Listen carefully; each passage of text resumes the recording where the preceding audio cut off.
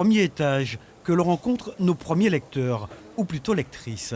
Annie-Claude et sa fille vont à la bibliothèque tous les samedis. Je viens tous les samedis avec mes enfants pour récupérer des livres, pour tout le temps on renouvelle nos lectures.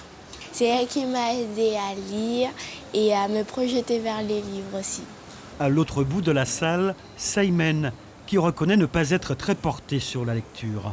Elle s'intéresse en ce moment à un livre dont l'histoire est passionnante selon elle.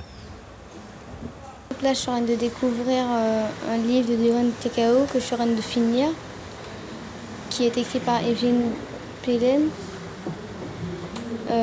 Il est très bien, mais je fais que le lire. C'est quoi comme histoire? Ça parle d'un jeune qui a été mis en famille d'accueil. Dans les allées de la bibliothèque, on tombe également sur une autre enfant. Elle aussi a développé un goût précoce pour la lecture. J'ai commencé à lire à 7 ans. C'est moi qui ai décidé de lire toute seule comme ça. Et puis, j'adore lire tous les cours, surtout sur les chevaux. Apprendre les enfants à aimer la lecture, leur transmettre l'amour des mots. L'apprentissage commence très tôt à l'école, dans les petites sections. Cette enseignante de maternelle prépare une sortie avec ses élèves à la bibliothèque.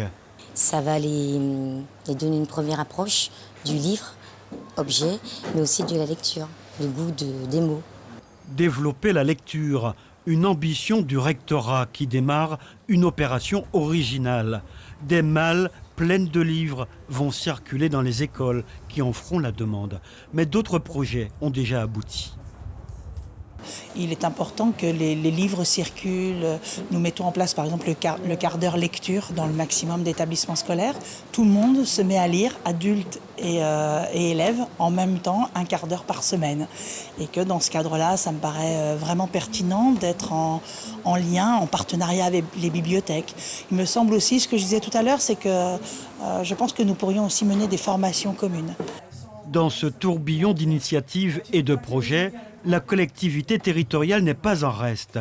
L'opération Portes ouvertes poursuit un grand objectif.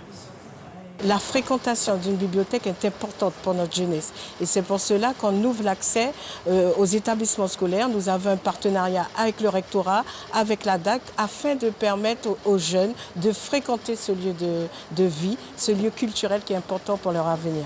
Plusieurs méthodes d'apprentissage de la lecture sont apparues ces dernières années.